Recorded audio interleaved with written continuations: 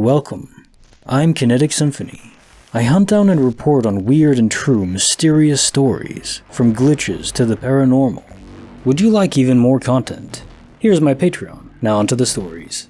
Case file number 985, written by Late Ad 1111. The Ketchup Mindmeld. I was having lunch with my dad while my mom was out of town visiting family. We decided to have lunch at a local diner. My phone was on the table. It got silent and awkward, so I looked around for a topic of conversation. 5:09 p.m. I told him that I hate ketchup and that it sucks. He agreed and told me he only bought it because mom liked it. A few seconds later, I got a call from her. She, my mom, tells me that we need ketchup. I asked if she heard our conversation, but she said she didn't. She called purely to tell us we needed ketchup. Then we said our goodbyes and that was the entirety of the call. I asked her later why she called just to tell us that. She said she just randomly remembered and didn't want to forget to ask us to pick up some. Case notes for file 985, The Ketchup Mindmeld. I do believe we have a link. I like to refer to it as a Wi-Fi, spiritual, metaphysical Wi-Fi connection between people that are important to us. I think it depends greatly on how often we specifically think about that person, or they think about us. It reinforces the synapses in our brains and therefore reinforces the connection itself. Think of it as the strength of the Wi-Fi connection. I also don't think it necessarily means that both people have to be thinking about each other. I think it can be a one-way street. In this case, you were talking with your dad about ketchup, and it triggered an instinctual knowledge base in your mom, thinking, oh yeah, we're out of ketchup. Best alert them because they're out now and they can stop and get it. Fair enough. Also, I'm very confused. You don't like ketchup? What is this? Ketchup is great. It's sweet but has acidity, so it's well balanced. It's a naturally balanced condiment. Like mustard is great too because it's low calorie, but it's not very balanced. It's very potent. You don't want too much. Just a bit. Ketchup though, slather that on to no end. Creepy file number 78, written by jac-blac, The Road of Nightmares. I'm still a little shaken up. I saw it again, this creature, whatever it can be called. A little bit more info. I got a Glock because reliability was a recurring topic for defense when I last mentioned this. I also got it blessed, including the ammo, by a priest because many others said religion would help. I also got a personalized grip with some scripture on it and put a cross on the slide in the magazine. I also kept a Bible and rosary just for my car.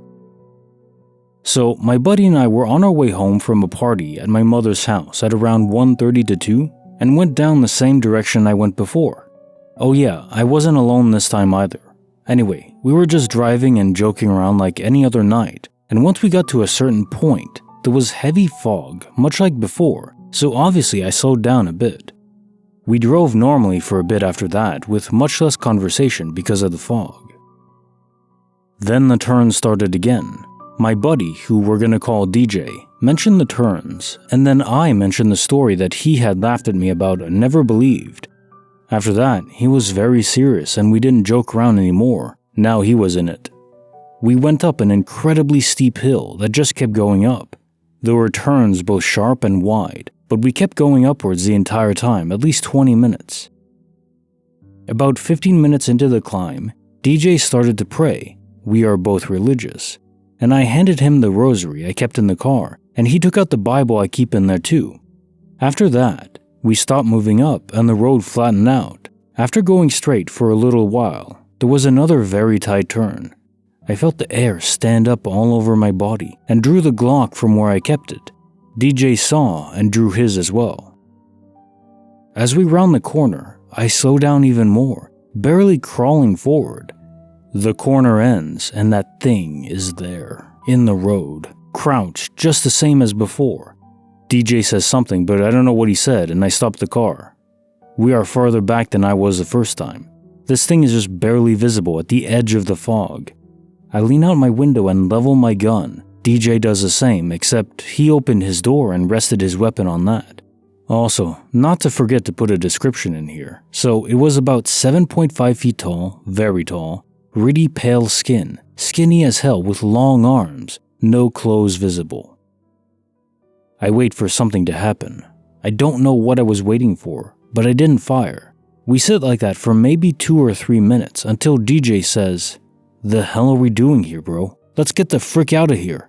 He shuts his door, but keeps his gun outside the car and leveled.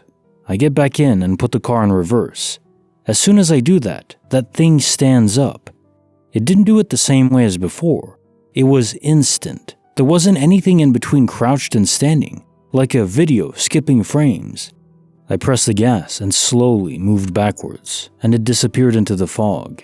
DJ relaxes and pulls his gun inside and lets out a nervous chuckle.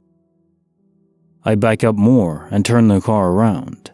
When we get all the way around, the creature is in front of us again, closer than it was before, still facing away from us. Not gonna lie, we might have screamed like little girls, but it didn't move when we did. I put the car back in reverse and gunned it backwards till it disappeared back into the fog. This time DJ is screaming for me to get us the hell out of here. I say that I'm doing everything I can. After going backwards a bit, I bring the car to a stop, getting ready to turn around again. Before I can, DJ screams again and I look up. This thing is definitely facing us now and is coming at us full tilt. Its mouth was open but making no noise. Its arms were spread out like it was going to try to grab the hood of the car. I lean out and just randomly pull the trigger and it fires. I dumped the whole mag, not bothering to do much in the way of aiming, and I saw at least 2 holes open on its chest. It slams forward onto the pavement and crawls underneath the car. I look into the rear and see it running. DJ leans out and tries to fire, but he doesn't. I gun it forward and just speed off.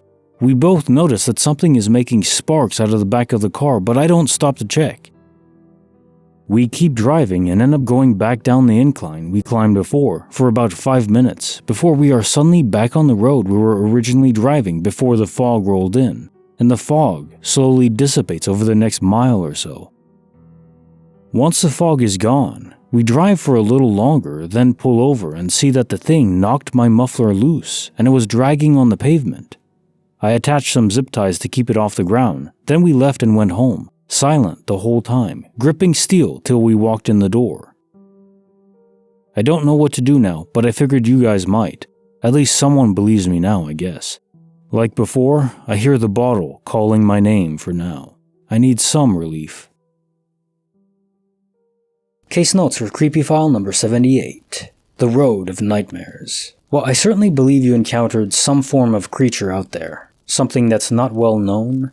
Is it supernatural? It could be. The question then is, this creature you interacted with, was it actually as seen, or was it able to induce this sight of terror in you? The fact that it was able to interact directly with your car, sufficiently to damage the muffler on the back, I'm gonna guess that it was definitely dangerous, but my instinct tells me that it was making itself appear more supernatural and deadly than it really was. It may not have appeared quite as threatening in its normal state, but that's just speculation. I don't know why my mind goes there. Hey, wait a second. I had forgotten Dave. Terribly bad of me, I know. What interests me next, though, is the fog. I wonder what effect that has on this whole scenario. Was the creature itself able to manifest the fog? Was that part of its power kit, I guess you could say? Something about the fog, well, I mean, obviously draws parallels to The Mist, which was a great and terrifying movie and book also it's based on. Is this emerging from the fog, from a different realm entirely? The way it's all described, I certainly hope it doesn't come back to haunt you again. It's interesting that you were able to damage it though. I don't know if it's biblical, but at least your weapon worked. And now for the quote of the day. Nothing in the world can take the place of persistence. Talent will not. Nothing is more common than unsuccessful men with talent. Genius will not. Unrewarded genius is almost a proverb. Education will not.